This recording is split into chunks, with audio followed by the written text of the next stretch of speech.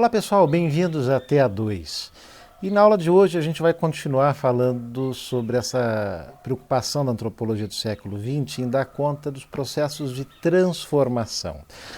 Mas agora com uma pegada um pouco diferente que vem pelas mãos do Marshall Sahlins, que vocês já conhecem do La Pensée Bourgeoise.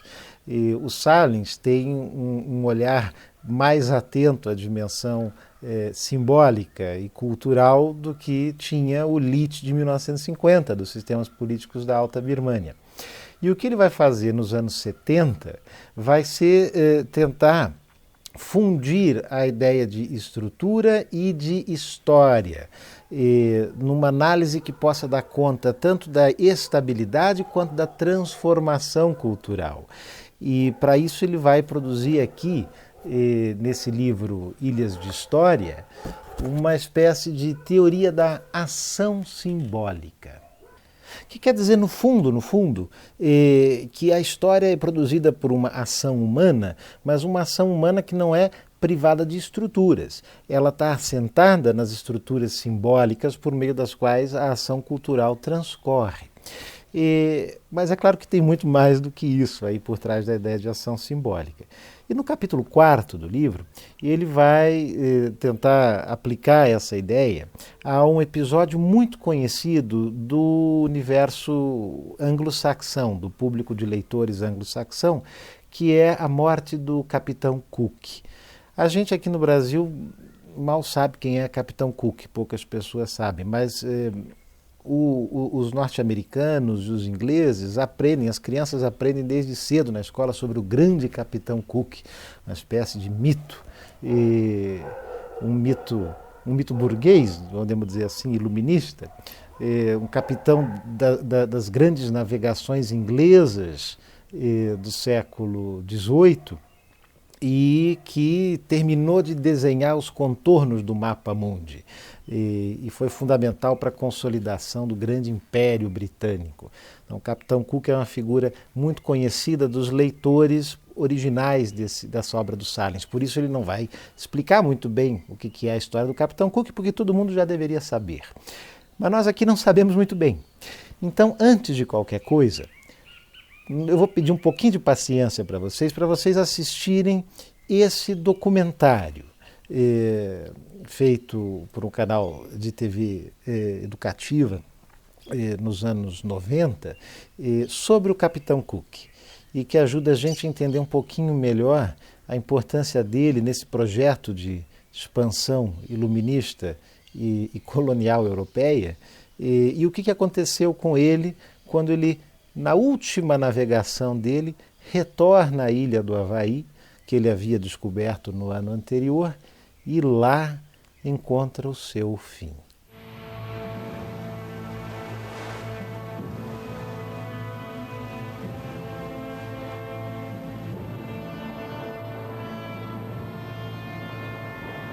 Em janeiro de 1769, o Endeavour partiu pela imensidão do Oceano Pacífico com a missão de explorar o mundo e expandir o conhecimento científico existente na época.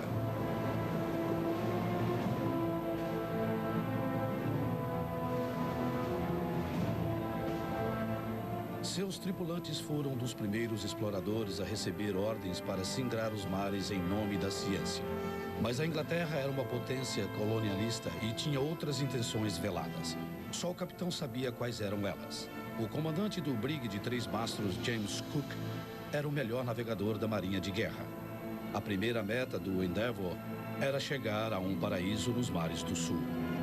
Ilhas da Felicidade. O robusto navio da Marinha Britânica foi totalmente equipado com os instrumentos científicos mais modernos da época e tinha suprimentos que durariam 3 anos.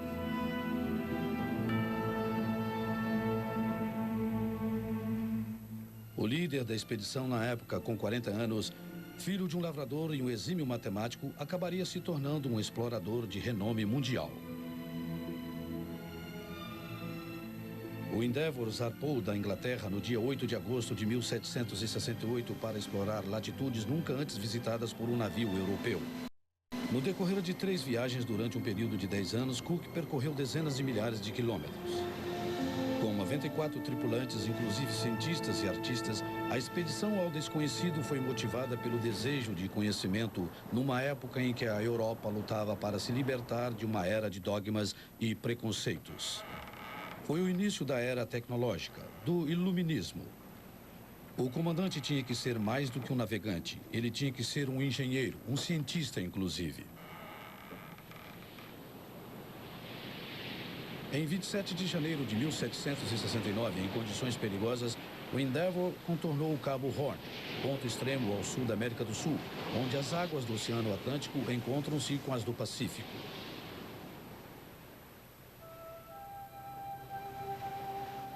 Poucos navegantes antes dele haviam realizado essa jornada. Mas com que missão secreta foi Cook enviado aos mares? Era um plano fantástico que parecia quase tão impossível quanto a colonização das estrelas. Ao contrário de sua tripulação, ele não estava procurando o Jardim do Éden, nem estava interessado na legendária Ilha do Amor. Todos a bordo conheciam a história do capitão Wallis, que foi o primeiro europeu a chegar ao Tahiti, pouco mais de um ano antes. Quando fez sua descoberta, ele concluiu imediatamente que havia chegado ao paraíso. Desde então, proliferavam entre os marinheiros lendas sobre as belezas dos mares do sul e seus generosos encantos. As ordens secretas de Cook eram de descobrir uma enorme extensão de terra desconhecida, a Terra Australis Incognita. Um vasto continente ao sul que acreditava-se chegava ao Polo Sul.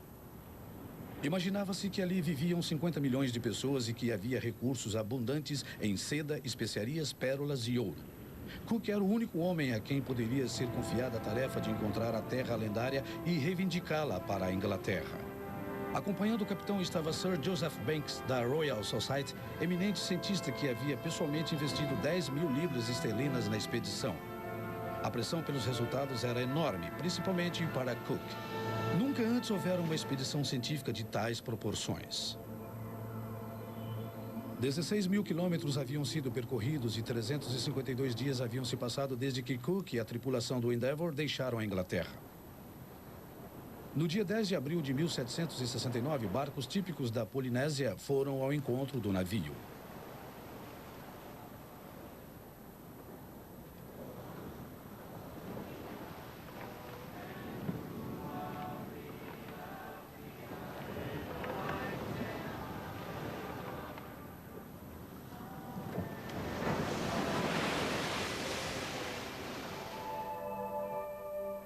Montanhas surgiram por trás de uma enorme nuvem, como uma imagem bíblica. Todos os homens a bordo respiraram aliviados. Enfim, terra à vista.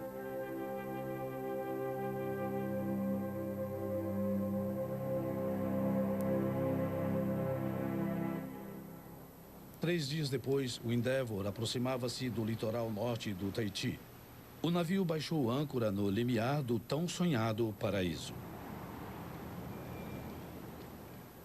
Centenas de barcos cercaram o navio repletos de pessoas ansiosas para dar boas-vindas.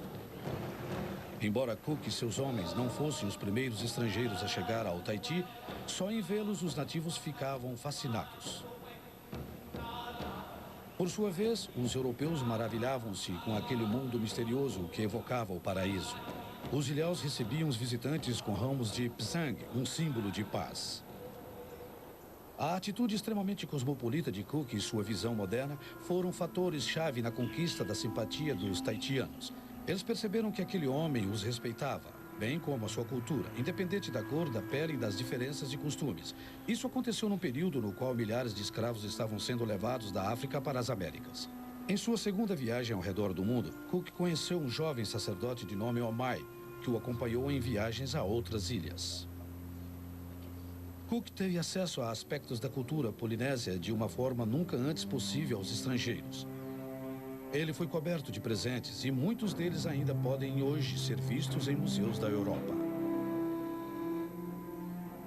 Um iiwi empalhado. Essa é uma ave havaiana, cujas penas são usadas para confeccionar valiosos capacetes para heróis de guerra e nobres.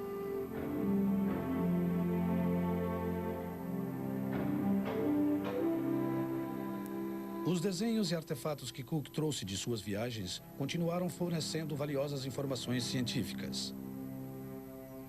Omai contou a Cook mitos e lendas da Polinésia, mas nada sabia sobre o continente ao sul chamado Terra Australis. Mais tarde, o capitão voltou à Inglaterra com Omai, onde ele passou a frequentar a nata da sociedade, comparecendo inclusive a vários bailes. No entanto, o ar nublado e enfumaçado de Londres não agradou ao polinésio, que voltou para sua terra natal. A vida na Polinésia era diferente da atmosfera puritana do século XVIII na Inglaterra. No centro de sua cultura estava a habilidade dos nativos de se expressarem através da música e da dança. Os artistas registraram essa exótica forma de viver, frequentemente provocante e sensual. Cook nunca perdeu de vista sua missão. Ele escreveu: além de nossas incumbências cartográficas e científicas, devemos também estudar a cultura dos habitantes nativos. Através dos mais de 1.400 documentos e desenhos que ilustravam a beleza da cultura polinésia, um grande público espalhado pela Europa vivenciaria mais tarde a aventura das expedições de Cook. Ele fez observações detalhadas, tentando entender aquele mundo estranho sem perturbá-lo. E insistia para que sua tripulação mantivesse sempre um relacionamento amistoso com os tahitianos, tratando-os com toda a cortesia. A atitude humanitária de Cook era algo completamente novo. Os encontros anteriores com culturas estrangeiras haviam resultado em saques e violência, mas agora a curiosidade era o fator principal. E ela era recíproca. Cook registrou aborrecido: eles roubam de bom grado qualquer coisa que não esteja pregada.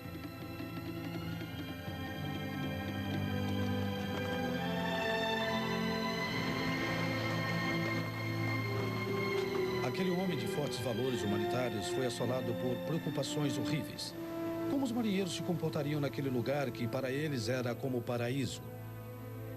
De fato, os homens do Endeavour deliciaram-se com aquele mundo incrivelmente belo que haviam encontrado. Satisfeitos, o capitão e seus cientistas puderam se dedicar à missão seguinte. Você deve estudar os mamíferos e as aves que ali vivem ou que frequentemente visitam aquele lugar. Você deve analisar a composição do solo e suas propriedades. Se encontrar indícios de matérias-primas, minerais ou pedras preciosas, deverá trazer amostras de volta consigo. Nunca antes uma expedição científica partiu com tantos recursos e equipamentos. O objetivo dos cientistas era descobrir os mistérios que regiam a ordem natural das coisas. Acreditava-se que a humanidade conseguiria entender a criação observando a natureza, colhendo dados científicos e classificando os próprios seres vivos.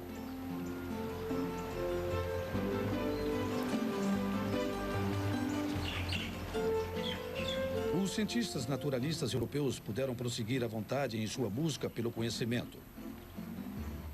70 anos mais tarde, Darwin voltaria àquelas ilhas para trabalhar em sua teoria da seleção natural, o conceito de que as espécies desenvolvem identidades distintas a partir de um ancestral comum.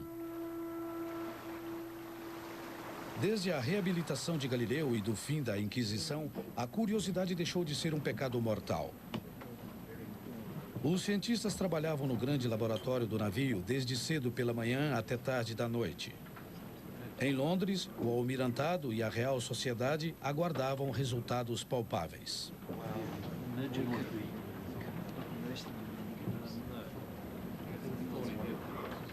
Além de uma grande quantidade de roupas e joias, instrumentos musicais e ferramentas, os cientistas levaram consigo um número incrível de espécies desconhecidas de insetos, plantas, peixes e aves. Os animais foram cuidadosamente empalhados e preservados, e centenas de plantas foram coletadas e catalogadas.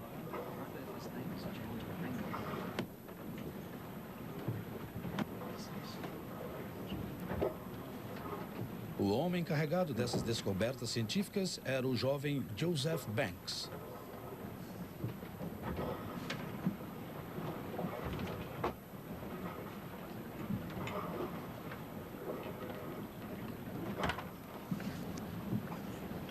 Os artistas científicos fizeram estudos precisos de todas as novas plantas e animais encontrados antes que apodrecessem.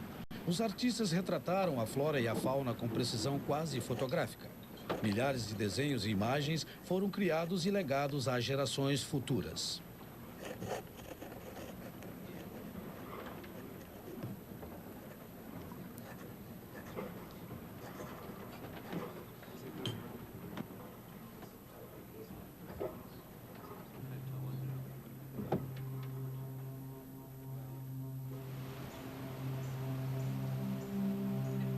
Cook ficou surpreso de início quando constatou que seus cientistas estavam recolhendo entusiasticamente plantas sem valor. Mas no decorrer de suas viagens, ele também se tornaria especialista em ciências naturais. No Tahiti, a tripulação do Endeavour encontrou o paraíso na Terra com todas as suas delícias. Aparentemente, o capitão Cook resistiu a todas as tentações carnais.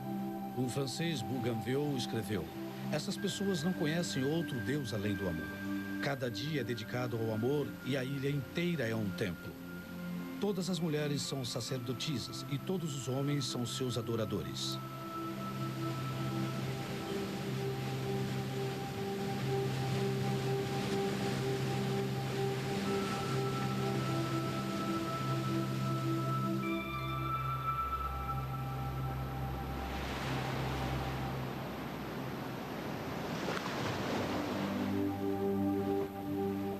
A atitude liberal de Cook para com sua tripulação deu resultado. Durante todas as suas viagens, nunca houve um motim a bordo de seus navios.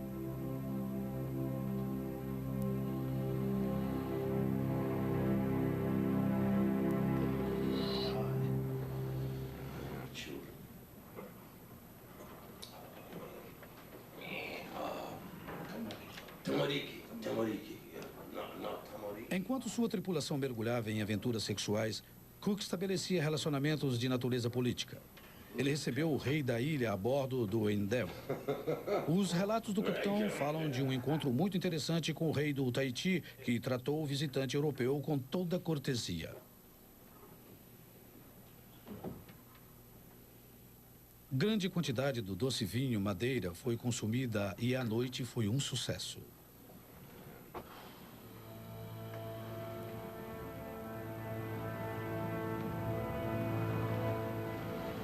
Agora que as relações cordiais haviam atingido o nível oficial, Cook pôde realizar uma de suas tarefas mais importantes. Sua missão ao redor do mundo tinha, em parte, um caráter astronômico. Ele foi um dos primeiros membros do projeto científico pan-europeu concebido para tornar as viagens marítimas menos perigosas. Em 1760, a navegação em alto mar não era uma ciência exata. Um pequeno erro no cálculo da longitude podia colocar o navio quilômetros fora do curso. A Terra gira 360 graus em 24 horas, 15 graus a cada hora. Portanto, quando é exatamente meio-dia em Greenwich, em Londres, se a bordo de um navio no mar forem 11 horas, o navio tem que estar 15 graus a oeste do meridiano de Greenwich. Da mesma forma, se houver uma diferença de 2 horas, o navio estará a 30 graus de distância, 3 horas, 45 graus, e assim por diante. No entanto, se o relógio do navio estiver apenas 1 minuto atrasado ou adiantado, então o cálculo da posição do navio terá um erro de 96 quilômetros. Erros desse tipo causaram muitos desastres no mar. Como não havia cronômetros precisos nos navios naquela época, o plano era resolver o problema astronomicamente. O projeto Vênus mediria o trânsito do planeta Vênus em sua passagem pelo Sol de vários pontos do globo. O astrônomo de Cook, Charles Green, montou um observatório portátil na península. Relógios de pêndulo garantiam a precisão das medições ao nível de segundos. O projeto era tão importante que Cook ergueu um forte de lona para proteger o valioso equipamento. Em 1716, Edmund Halley havia sugerido que a distância entre a Terra e o Sol poderia ser medida usando o método do planeta Vênus. No dia 3 de junho de 1769, Cook registrou quando o planeta Vênus começou a passar na frente do Sol e quando se afastou. 160 astrônomos de 9 países, posicionados em várias partes do mundo, participaram do projeto Vênus. Somente anos mais tarde, quando todos os resultados foram levados à Europa, foi possível comparar os números. A distância entre a Terra e o Sol é de 150 milhões de quilômetros.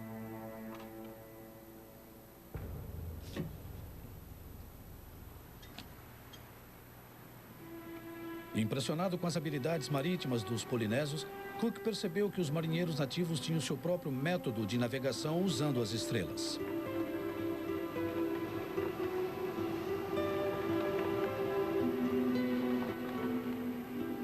Ele estudou seus brilhantes métodos de construção de embarcações, fazendo desenhos e esboços para possibilitar a comparação com os navios europeus.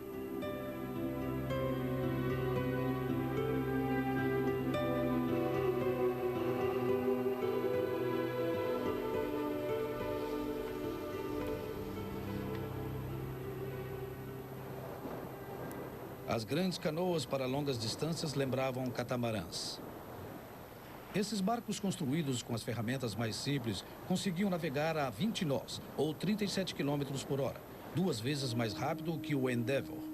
Com os cascos duplos, eles eram estáveis e tinham um espaço considerável para suprimentos. Numa ocasião, Cook testemunhou a partida de uma enorme frota de naus de guerra, 160 embarcações profusamente decoradas, levando mais de 7.000 guerreiros. O objetivo era uma batalha com os habitantes da ilha vizinha de Bora Bora. Cook percebeu que à primeira vista as ilhas pareciam idílicas, mas estavam mesmo frequentemente em guerra entre si. Os chefes das tribos estavam sempre tentando expandir sua esfera de influência e subjugar os vizinhos, o que desencadeava atos de violência em grande escala.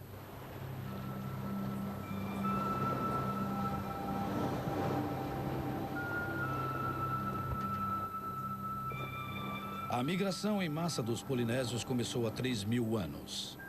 Durante muitos séculos, os marinheiros das longas jornadas, como eram chamados, colonizaram gradualmente mais de 1.000 ilhas do Pacífico, numa área total do tamanho da superfície da Lua. Os navegantes não deixavam nada ao acaso. Só eram levadas mulheres que já haviam dado à luz e que haviam, portanto, provado que eram capazes de ter filhos.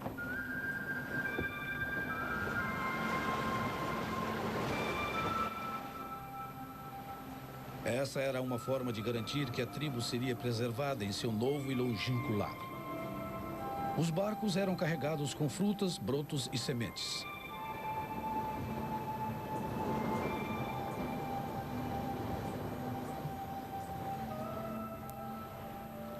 Ferramentas e anzóis faziam parte da bagagem para garantir o suprimento de peixe fresco. Em termos de nutrição, os ilhéus eram muito mais avançados do que navegantes de épocas posteriores. Mas navegar para onde? Durante o dia, eles eram guiados pelo sol e observavam também as ondas, o voo das aves marinhas e a formação das nuvens.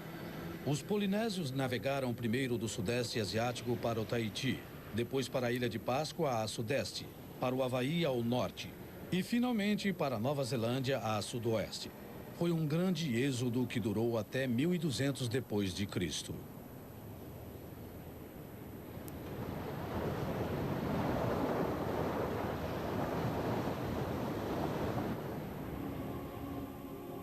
À noite, os polinésios navegavam pelo que chamavam de Caminhos das Estrelas.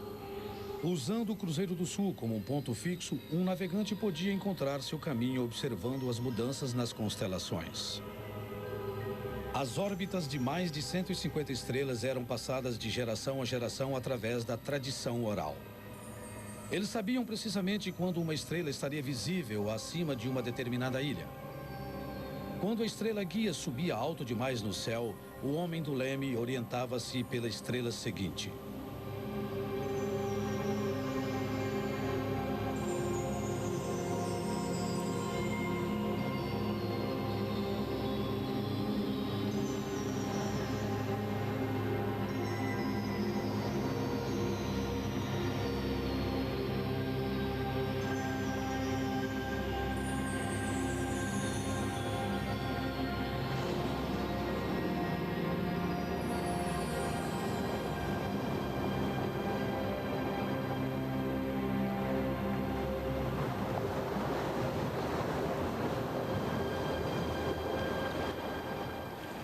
Esses nômades dos mares percorreram imensas distâncias em seus barcos.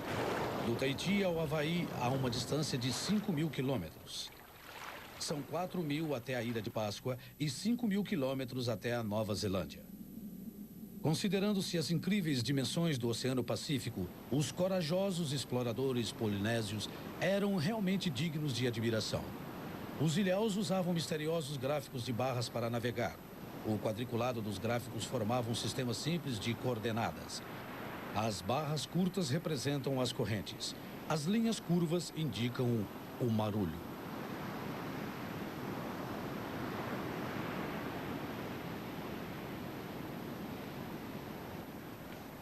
Os relatos de Cook que chegavam dos mares do sul eram consumidos avidamente nos salões da Europa.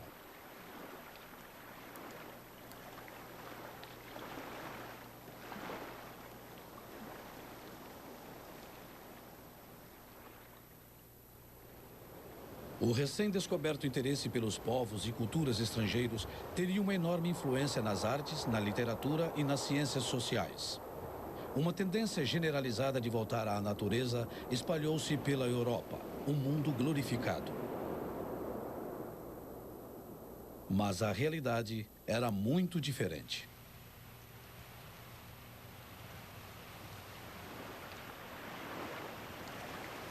Trinta anos depois de Cook, a cultura mágica da Polinésia começou a se perder para sempre, com a chegada de aventureiros inescrupulosos e caçadores de baleias.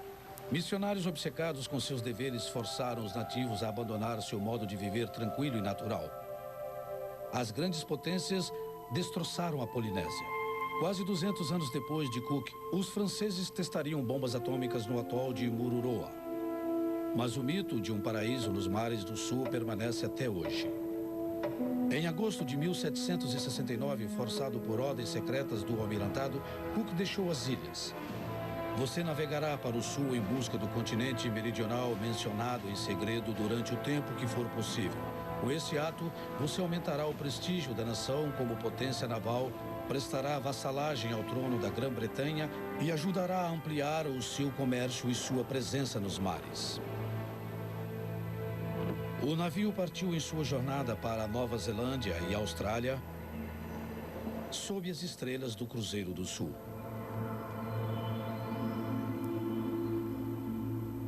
Não era uma missão fácil para o ambicioso capitão. Utilizando um método extremamente sistemático e eficiente, ele mapeou o imenso oceano inexplorado. Os únicos relatos de que Cook dispunha referiam-se a uns poucos trechos de litoral. Um deles fora encontrado por um navegante holandês que o batizou de Nova Zelândia.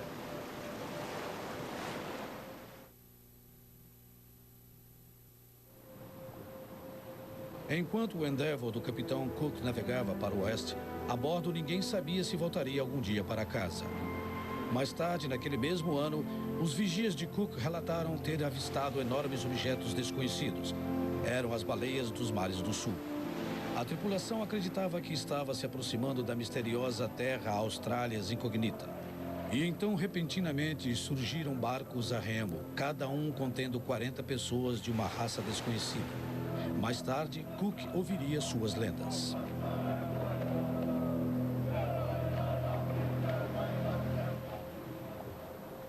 Durante sua busca por novas zonas de caça na vasta extensão oceânica, o Endeavour e seus tripulantes foram abatidos pelo desespero. No entanto, eles adquiriram um novo ânimo com o surgimento de golfinhos e baleias que os levaram a uma ilha desconhecida. Estariam eles mostrando o caminho para o lendário continente? Em setembro de 1769, a embarcação chegou ao paralelo 40. Madeira flutuante e vegetação marítima passaram flutuando perto do navio. Havia terra à vista. Seria o continente que eles estavam procurando? Seria a terra Australis Incognita? Os estranhos barcos aproximaram-se mais. Cook reconheceu o idioma dos nativos do Tahiti, distantes 5.000 quilômetros dali. Ele ficou surpreso ao constatar que os polinésios haviam se espalhado por uma área tão grande. Ali era pouco provável que os ingleses recebessem calorosas boas-vindas. Os selvagens remadores chamavam a si mesmos Maori, significando as pessoas. 1000 anos antes, centenas de barcos a remo haviam saído da Polinésia rumo ao sul. Pilotos experientes conduziram os barcos através de enormes distâncias, sob condições perigosas, cantando hinos marciais para manter o moral elevado.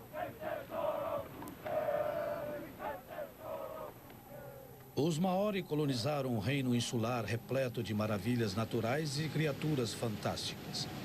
Uma terra com alimento em abundância, rios cristalinos e imensas florestas. Eles a chamaram de Terra das Nuvens Brancas. Era um lugar mais acidentado do que as Ilhas da Felicidade.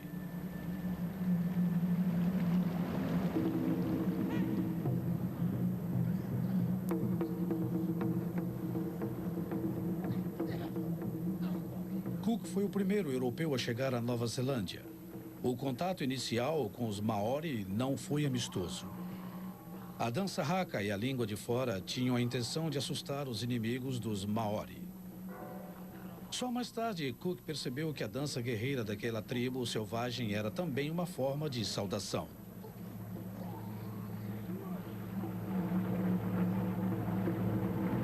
Depois de uma batalha sangrenta, os Maori gradualmente voltaram às relações amistosas, simbolizadas pelo ritual de esfregar o nariz.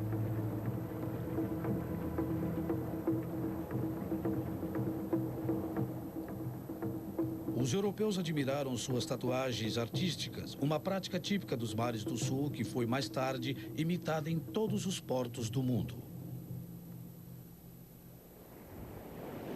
Cook estava particularmente ocupado com o mapeamento em terra e no mar. Depois de navegar 600 quilômetros ao longo da costa oeste, ele fez uma surpreendente descoberta. Encontrou e mapeou um longo trecho de água que hoje é conhecido como Estreito de Cook. A passagem levava à costa leste da Nova Zelândia. Ficou assim estabelecida a existência da ilha norte da Nova Zelândia. Mas o que seria a extensão de terra ao sul? Navegando para o sul, Cook mapeou todos os cabos e baías ao longo da ilha sul da Nova Zelândia. Embora não tivesse encontrado o continente meridional, ele provou que a Nova Zelândia era formada por duas ilhas. Até hoje, seu trabalho de mapeamento das ilhas norte e sul é considerado uma obra-prima da cartografia. Cook tinha muitas ideias para o desenvolvimento daquela nova terra. Ele percebeu que os rios e promontórios poderiam fornecer alimento em abundância e que a terra era rica em água doce, vegetação e madeira. Os belicosos Maori fascinavam Cook. Certo dia, os homens do Endeavour fizeram uma sinistra descoberta.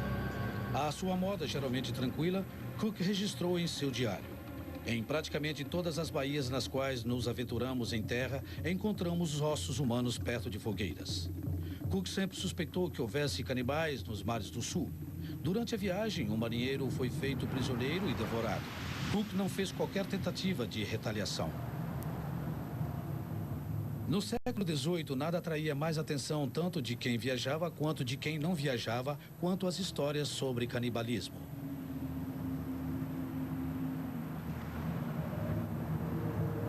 Cook havia descoberto alguns dos locais sagrados dos polinésios. Além de animais, eram sacrificados também seres humanos, escravos ou prisioneiros.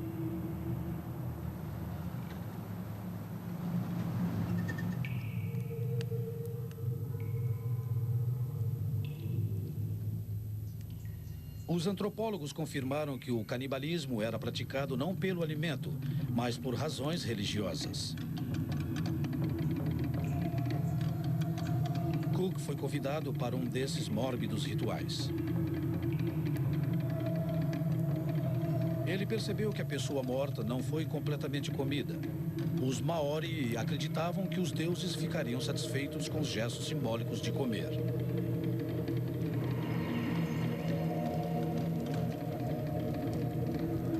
Dessa forma, os chefes e sacerdotes adquiriam parte da força e do poder dos oponentes derrotados, seu mana.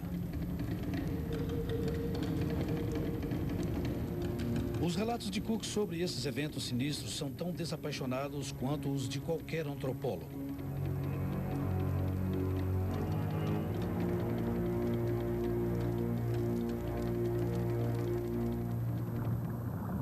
Durante 6 meses, o Endeavour navegou pelas ilhas que formam a Nova Zelândia.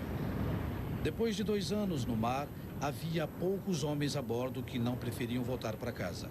No entanto, em vez de estabelecer o curso para o Cabo da Boa Esperança, o Endeavour navegou para o oeste ao longo do paralelo 40. Cook sabia que encontraria terra à frente, embora apenas parte dela já tivesse sido mapeada por um navegante holandês que a batizou de Nova Holanda. Mas a costa leste não havia sido mapeada até então. O capitão queria encontrá-la e reivindicá-la para a coroa britânica. No entanto, o perigo aguardava os navios e seus tripulantes nas águas desconhecidas daquele quinto continente. A terra que hoje é conhecida como a costa leste da Austrália. Foi quase que um desastre completo. O Endeavour bateu no Recife. Cook teve uma sorte incrível porque o navio não afundou e pôde voltar a flutuar. Primeiro, o capitão reivindicou formalmente toda a costa leste da Austrália para a Grã-Bretanha. 30 anos mais tarde, os primeiros navios chegariam da Inglaterra levando degredados para a Austrália. Era o começo do fim da cultura aborígene. O comportamento de Cook havia mudado. Ele estava agora subjugado, oprimido pelo peso das ordens secretas. Aquela terra, Nova Holanda, não era o continente meridional que ele tinha ordens de encontrar. Preso ao sentimento de dever para com o seu rei, em 1772, em sua segunda viagem, Cook fez uma última tentativa desesperada de encontrar o lendário continente. Ele navegou o máximo que conseguiu ao sul, entretanto em águas geladas completamente desconhecidas. Nunca antes um navio havia se aventurado tão longe ao sul. Cook foi a primeira pessoa a penetrar no Círculo Antártico, descobrindo um deserto de frio interminável. Recompensado com a patente de comandante, Cook tinha um novo navio, o Resolution, que era agora ameaçado pelas ilhas flutuantes inteiramente feitas de gelo. Em seu diário, ele contou que o Cordame ficou completamente congelado e que as provisões acabaram. No entanto, eles conseguiram água doce em abundância, derretendo o gelo. Sua tentativa obsessiva de encontrar o continente perdido chegou a um fim repentino, bloqueada por uma interminável barreira de gelo. Cook não conseguia mais divisar o horizonte. Suas descobertas o levaram a acreditar que nada mais havia além daquele ponto. Ele próprio nunca acreditou no mítico continente meridional e sentiu que havia finalmente provado de uma vez por todas que tal lugar não existia. Ele escreveu ao rei George, num tom firme e confiante: "Se falhei em descobrir o continente é porque ele não existe."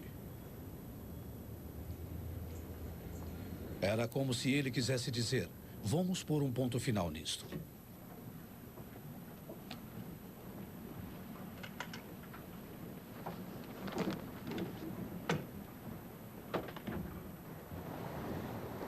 Nos raros dias em que não havia vendavais e chuva de granizo, a tripulação de Cook conseguiu, com imensa dificuldade, reparar o cordame do Brig.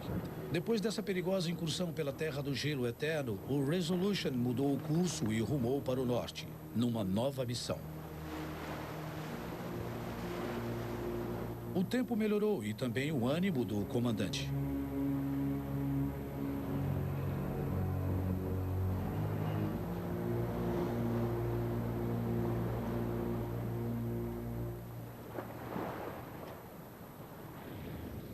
O Resolution chegou ao terceiro ponto da área triangular colonizada pelos polinésios. A Ilha de Páscoa foi descoberta por um navegante holandês num domingo de Páscoa. Ali, Cook só desceu em terra uma vez para obter água potável e alimentos.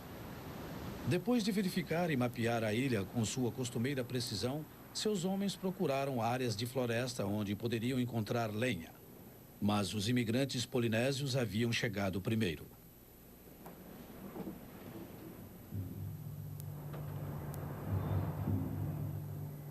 Os homens encontraram as imensas estátuas que olham para o mar 4.000 quilômetros a leste do Tahiti. Antropólogos que mais tarde estudaram as magníficas estátuas acreditaram de início que elas fossem o trabalho de imigrantes da América do Sul. Mas escavações posteriores revelaram que a Ilha da Páscoa era o último posto avançado da Polinésia Leste. Aku Aku, o maléfico espírito da ilha, hoje olha para nada além de ídolos sem alma. Cook mapeou a Ilha de Páscoa para o almirantado inglês antes de continuar na maior viagem exploratória de todos os tempos. Em julho de 1776, ele foi enviado em outra expedição, sob as ordens do rei George. Sua terceira e última viagem pretendia lançar luz sobre um mistério geográfico. Ele esperava encontrar uma passagem a noroeste que reduziria drasticamente o tempo de viagem dos mercadores entre a Europa e a Ásia. Cook era o melhor homem para essa tarefa, mas muitos navegantes experientes já haviam falhado na busca de uma passagem a noroeste. Vários navios afundaram e muitas vidas foram perdidas. Numa expedição de caça, seus homens abateram uma dúzia de enormes morsas. Cook tentou persuadir os tripulantes a comerem a carne gordurosa. Mas mesmo ameaçando-os com punições, ele mal conseguiu forçar os homens a engolir o alimento insosso. Depois de passar meses procurando uma passagem a noroeste, Cook, como tantos outros capitães antes dele, admitiu que falhara. Foi um golpe amargo para aquele ambicioso navegador. Aparentemente, sua era estava chegando ao fim. Cook foi enfraquecido pela doença e atacado pela melancolia. Em seu 50º aniversário, o novo Colombo reconheceu sua derrota. Nenhum outro explorador preencheu tantas lacunas na superfície do globo, mapeou tantos litorais e ilhas ou cobriu distâncias tão grandes. Foi James Cook quem assentou as fundações para o mapeamento derradeiro da face da Terra. A grande era das descobertas feitas com barcos à vela chegou junto com ele ao fim.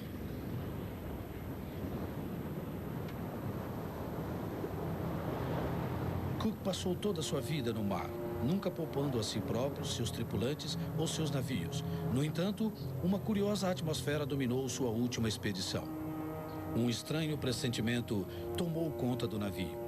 Depois de meses no gelo, Cook quis passar o inverno no arquipélago do Havaí antes de continuar. Ele navegou para a ilha vulcânica do Havaí, a maior de todas as suas descobertas, como ele próprio escreveu. Depois de 40 anos no mar, a energia de Cook para navegar parecia ter chegado ao fim.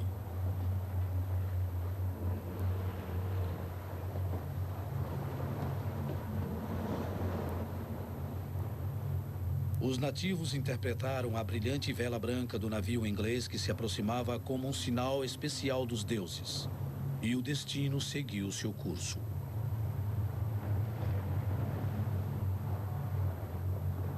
A recepção de Cook foi avassaladora.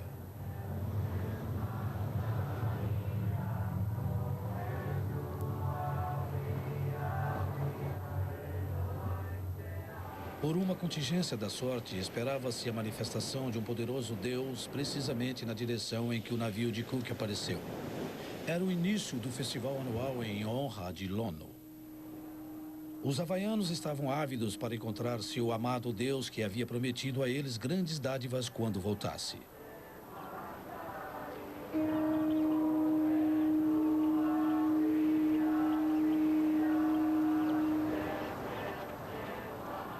Os etnólogos hoje suspeitam que os nativos tenham realmente pensado que Cook fosse o Deus Lono, o Deus da paz, da luz e da abundância. Durante várias semanas, Lono teve mais poder até do que o poderoso Deus da guerra, Khum. Cook era adorado e acompanhado por sacerdotes aonde quer que fosse. Ídolos foram erguidos para Lono em grutas sagradas espalhadas pela ilha. As cerimônias em homenagem ao homem que eles pensavam que fosse o seu Deus eram intermináveis.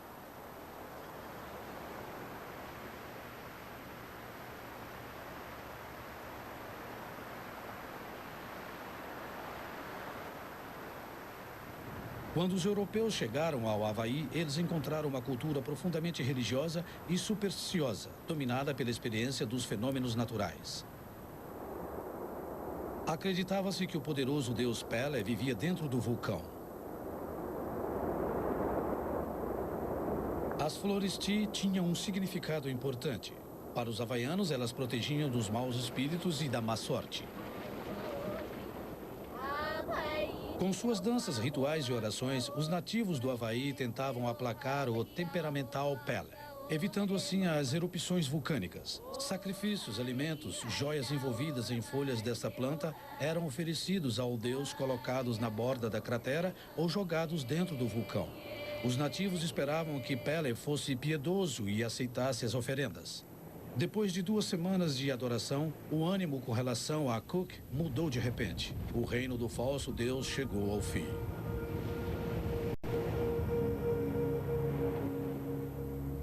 Os nativos não mais acreditavam que ele fosse um ser divino. Ocorreram discussões.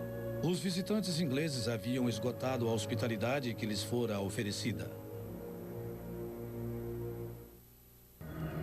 Cook foi atormentado por pressentimentos. Em vista da tensão crescente e da desconfiança, ele teve que tomar uma decisão para salvar vidas dos 2 lados.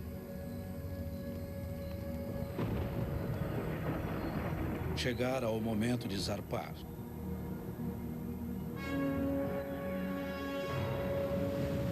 Depois de apenas alguns quilômetros, o navio enfrentou uma tempestade. O mastro de proa partiu-se. Cook não teve outra alternativa senão retornar.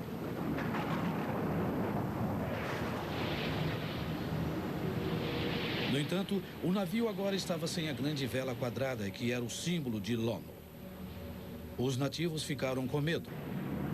Cook suspeitava que seu fim estava próximo.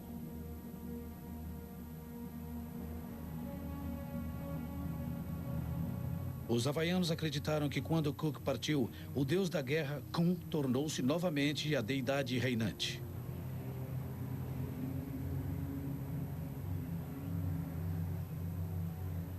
O retorno repentino de Lono, porém, causou pânico e ameaçou tumultuar a ordem mítica da religião havaiana.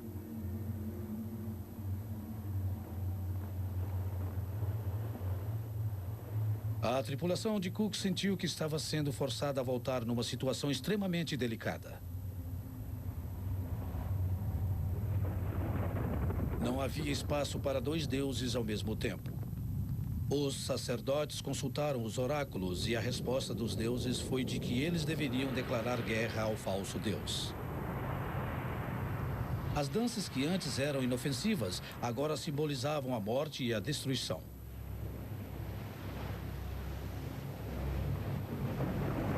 Os chefes vestiram os capacetes sagrados Kihulu, feitos de penas e dentes de animais que supostamente aumentavam sua força. A atmosfera na ilha tornou-se cada vez mais hostil. Discussões viraram brigas. Pele lançou do solo poderosos rios de lava. Os intrusos deveriam ser engolidos pela lava incandescente do vulcão divino.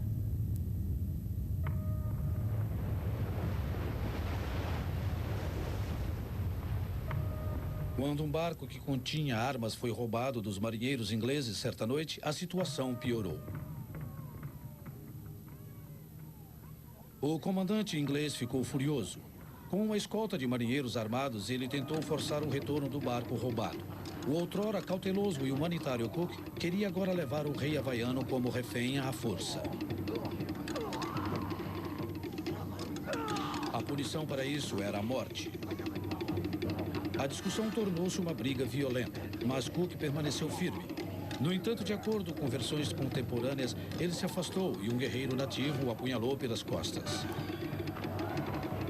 Os marinheiros relataram que Cook foi morto com uma adaga que ele próprio deu de presente ao guerreiro.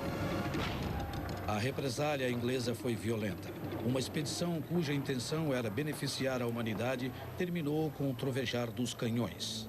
O grande navegador morreu em 13 de fevereiro de 1779. Na Inglaterra, o herói dos mares foi considerado um mártir. Seu guia era o Cruzeiro do Sul.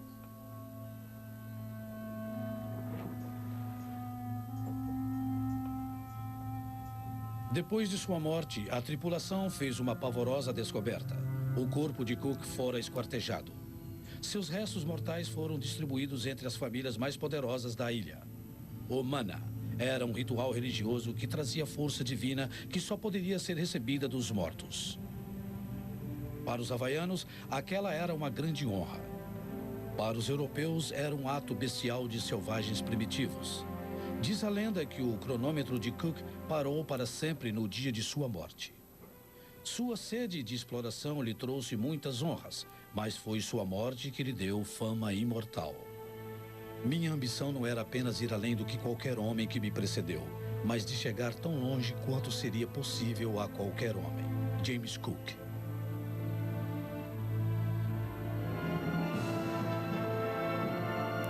Versão brasileira, DPN Santos.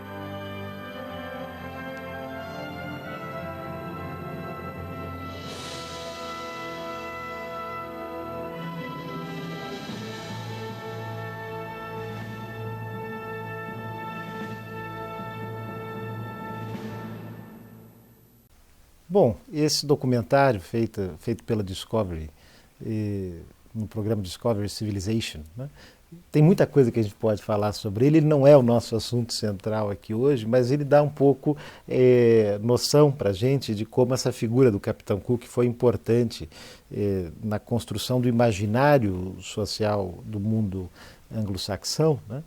Sobre os valores civilizatórios desse conquistador. Cook não era, de jeito nenhum, um Pizarro, um conquistador que ia pela violência, invadindo e conquistando. Não, ele era um homem de ciência, né? Ele era, de certa forma, vai dizer o Marshall Sahlins, uma espécie de lono burguês. Bom, quem é o lono? Que história é essa de lono? É o que tem a ver com a morte do Cook. Então o Cook retorna ao Havaí um ano depois de ter aparecido lá pela primeira vez, e quando ele apareceu pela primeira vez ele foi muito bem recebido, ele tinha ótimas memórias da relação com o rei havaiano, e diz, não tem problema a gente dar uma passadinha por lá, né?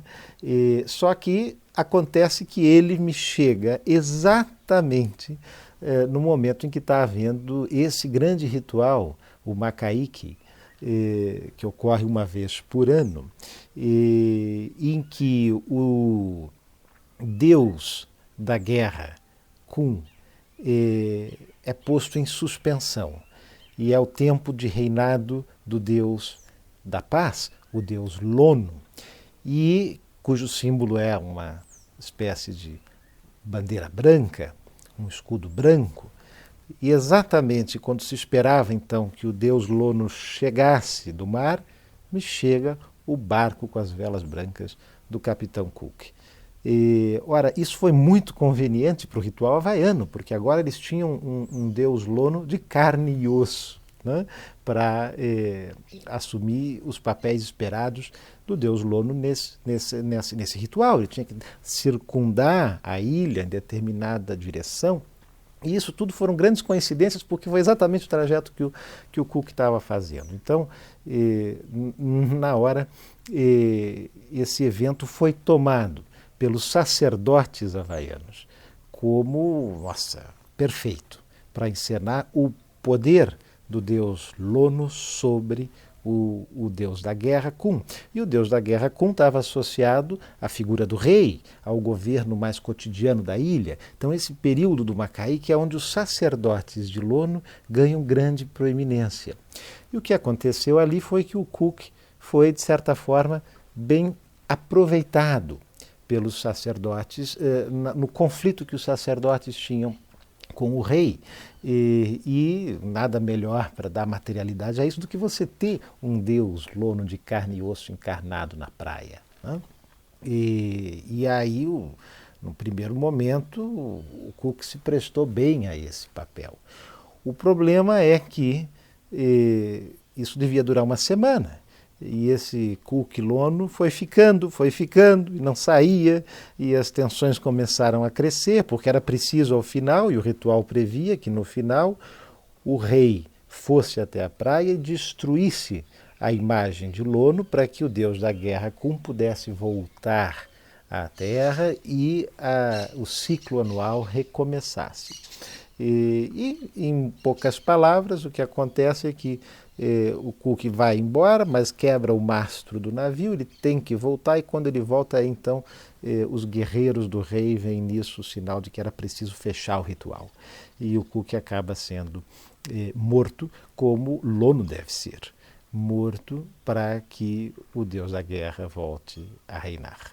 Bom, como lidar com isso? Na mitologia europeia, né, isso foi lido como a barbárie dos havaianos contra a civilização do Cook, né? E um homem tão bondoso, tão generoso, foi vítima da sua própria ingenuidade ao confiar naqueles bárbaros. Evidentemente que não é disso que se trata numa análise antropológica. E o Sahlins pega esse caso, relembremos aqui, para tratar dessa relação entre história e estrutura.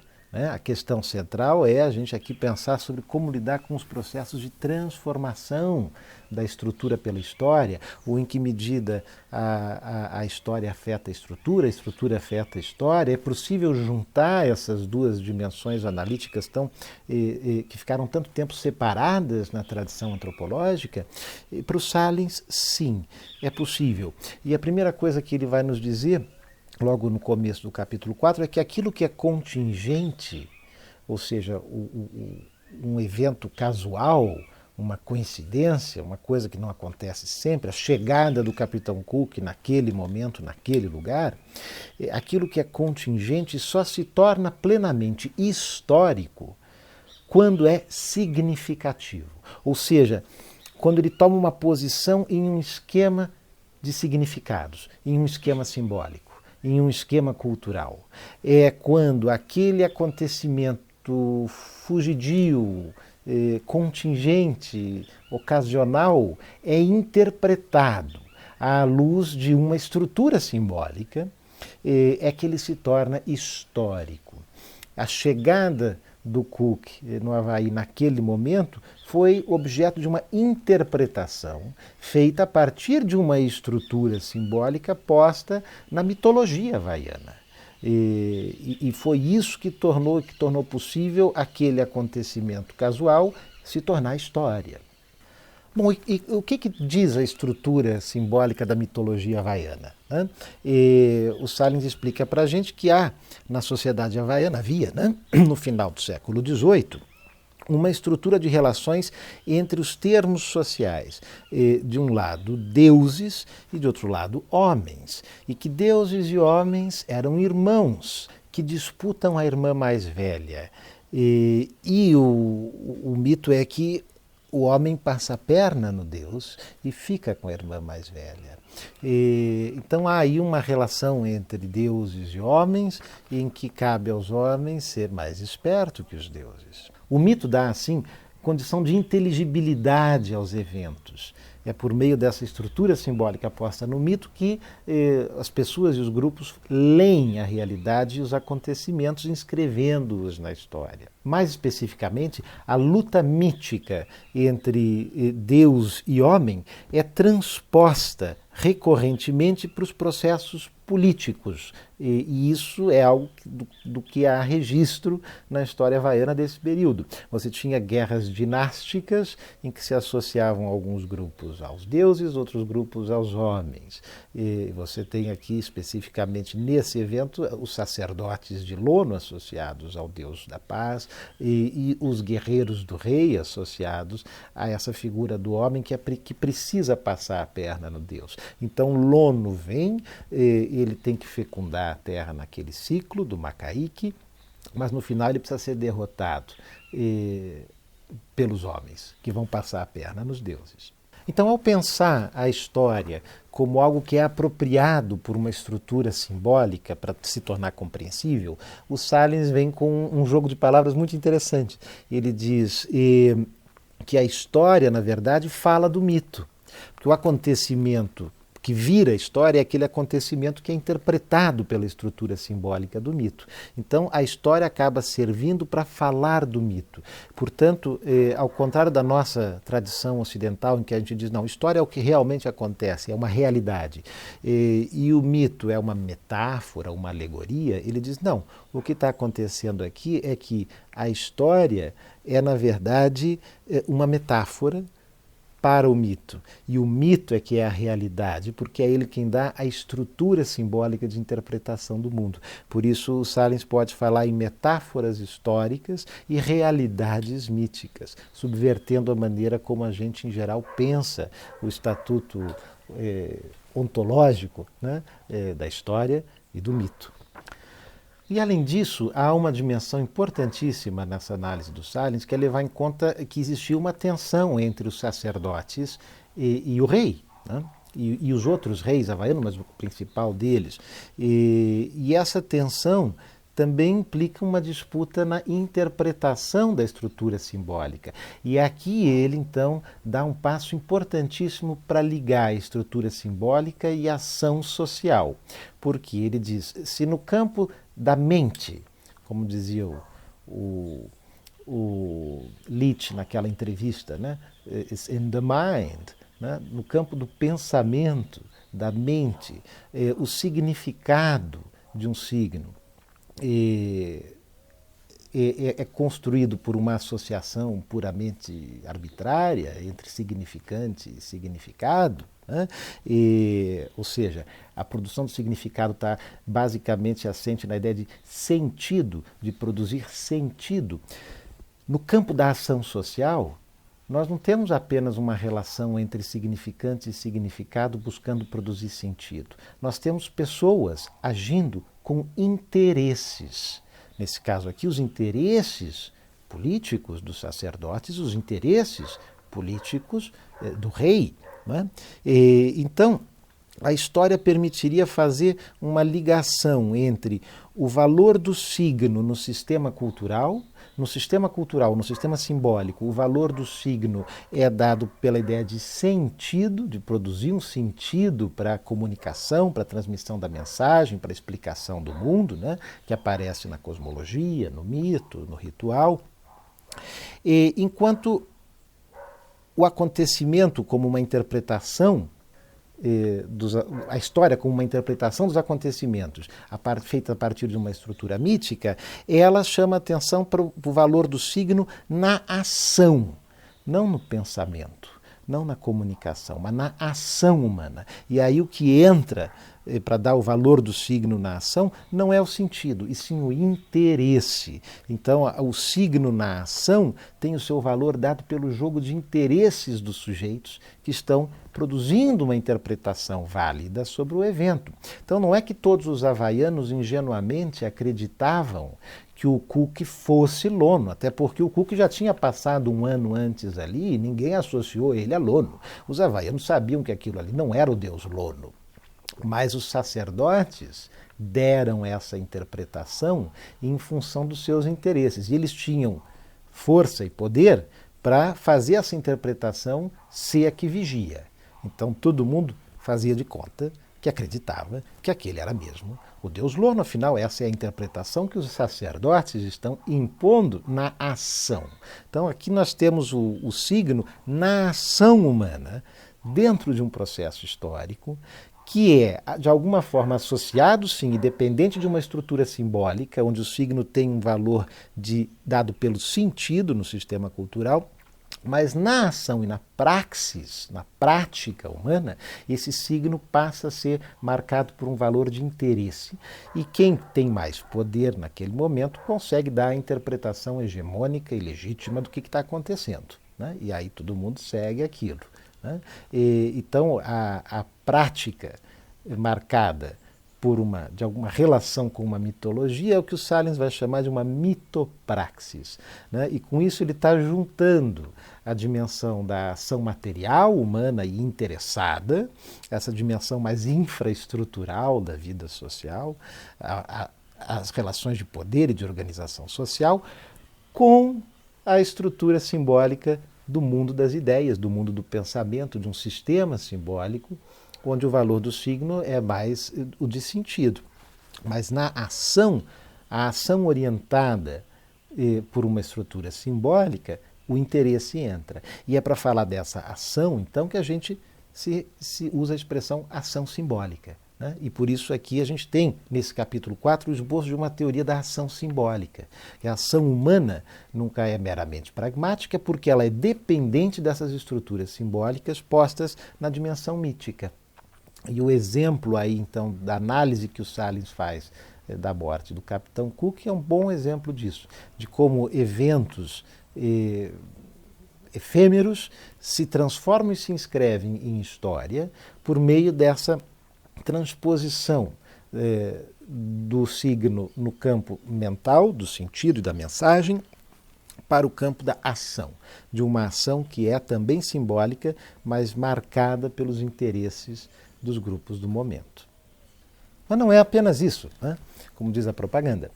O Salins explora o que aconteceu depois dessa morte do Capitão Cook na relação entre os ingleses e os havaianos, porque a partir daí se intensifica o contato dos ingleses com os havaianos, os ingleses vão querendo trazer aquilo para o seu universo de poder também, e depois acaba na mão dos norte-americanos, né, o Havaí.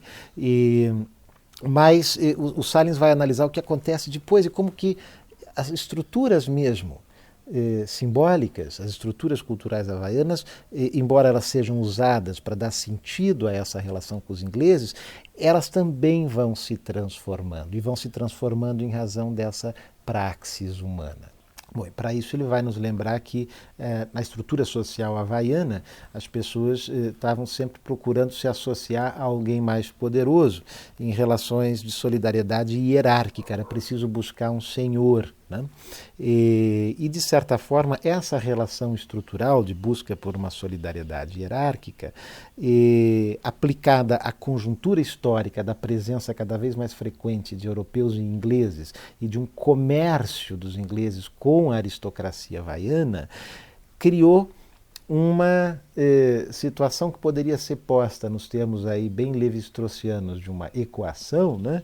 Na ideia de que os ingleses estavam para os havaianos, assim como os chefes estavam para o povo. Os ingleses e os seus produtos, os tecidos, as mercadorias, passaram a ser signos da própria nobreza dos chefes havaianos. Então os chefes havaianos queriam se apropriar até dos nomes ingleses, né? E então você tinha na praia um rei Charles, um rei George, conversando com um marquês de não sei quem, né? Porque esses aristocratas havaianos se apropriavam disso, porque isso passou a ser o signo da sua distinção com o povo. E vai ser isso que o Salins vai explorar no capítulo 5, em busca aí de uma teoria da história, né, e da transformação histórica na relação com as estruturas. Ele diz, primeiro nós tivemos essa situação em que os chefes havaianos se espelhavam nos ingleses e buscavam se apropriar ou fazer um consumo dos nomes ingleses, dos bens de luxo europeus, né, para simbolizar a sua distinção em relação ao povo havaiano.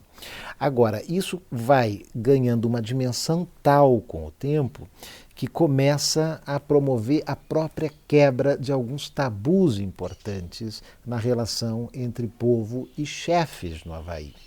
Então, a intensificação desses novos elementos que vinham de fora e eram apropriados pelos chefes havaianos na sua relação com o povo foi gerando um frenesi tamanho que levou à quebra de alguns tabus e, a partir desse momento, a um enfraquecimento da posição dos chefes na relação com o povo, ao ponto do povo também começar a fazer uso disso. E isso promoveu, então, em última instância, o fim ou a transformação radical daquela estrutura social de busca de relações de solidariedade hierárquica. Quer dizer, o povo já não mais achava que precisava se submeter a uma relação de solidariedade hierárquica com alguém mais empoderado.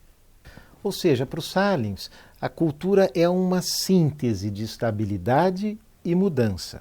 Ela tem uma estrutura simbólica que dá forma à interpretação que vai ser feita do mundo, mas ela está sujeita a se transformar por meio da praxis e da ação humana, com consequências imprevisíveis. Mas essa transformação ocorre. De um lado, há uma força de permanência para a manutenção da estabilidade, e aqui ele lembra uma frase clássica do Boas, que diz assim, o olho que vê é o olho da tradição. Não é? Quer dizer, para você dar sentido ao que é visto, você precisa ter uma tradição, precisa ter uma estrutura simbólica que te permita interpretar o que está sendo visto. Então, há uma força de permanência nisso. Né? Diz o Salins, Cook já era uma tradição para os havaianos antes mesmo de se tornar um fato. Né? Quer dizer, quando ele chega naquele momento, ele já está incluído numa posição, num sistema classificatório, ele já é parte da tradição, ele entra no ciclo do Macaíque, né? E é engolido pelo olho da tradição. Né? Então isso é uma força de permanência. Mas, por outro, há também uma força de mudança. E o que é essa força de mudança? É basicamente a conjuntura, a situação em si. Porque a implementação dos conceitos culturais, que estão lá no universo das ideias, in the mind, né? No pensamento, na mente, a implementação desses conceitos culturais no mundo real submete esses conceitos, de alguma forma, à determinação pela situação. Submete esses conceitos ao jogo de interesses, não mais apenas ao jogo de sentidos e significados, mas também ao jogo de interesses de uma situação. Ou seja, o signo que tem um valor apenas de sentido na mente passa a ter um valor de interesse na ação humana concreta, por meio dessa ideia de ação simbólica. E essa situação, portanto, promove alguma transformação no sentido do signo, lá também no universo mental. E é isso, inclusive, que permite a ele falar de estrutura da conjuntura. Quer dizer, a situação é também estruturada, mas ela define e afeta o valor do signo em ação. A ação simbólica, vai dizer o Salins, é um composto duplo. E essa é uma frase importantíssima. A ação simbólica é um composto duplo, constituído por um passado inescapável e por um presente irredutível. Ou seja, nós temos a tradição, um passado inescapável, que é fundamental para interpretar o que está acontecendo nessa estrutura da conjuntura, por isso a conjuntura é estruturada, porque existe uma tradição, existe uma estrutura simbólica que está ali pautando a interpretação, mas ela ocorre num presente que é irredutível ao passado, que ninguém sabe exatamente o que vai resultar do jogo de interesses daquele presente. Então a ação simbólica é um composto duplo, constituído por um passado inescapável e por um presente irredutível. Bom, pessoal, nós tivemos então nas duas últimas aulas aí um breve panorama de como a antropologia na segunda metade do século XX incorpora, reintroduz a história nas análises estruturalistas ou nas análises com alguma preocupação estrutural. Como que essa relação entre estrutura e história se dá, seja por foco em um processo de transformação estrutural, como dizia o Leach na análise daquelas mudanças de um sistema político Katin Gumsá para Gumlau e vice-versa, seja numa perspectiva ainda mais simbólica, de ação simbólica nessa leitura do Salins, em que a interpretação dos signos num jogo de interesses da praxis transforma a própria estrutura simbólica. E vamos pensar com muita calma aí sobre esses dois autores e dois textos muito importantes. Vamos tirar aqui as nossas dúvidas sobre isso, porque com isso a gente fecha essa breve unidade sobre a reconciliação da estrutura e da história na antropologia do século XX. Leiam com atenção esses dois capítulos do Salins e a gente conversa mais sobre isso na terça-feira da semana que vem. Um grande abraço.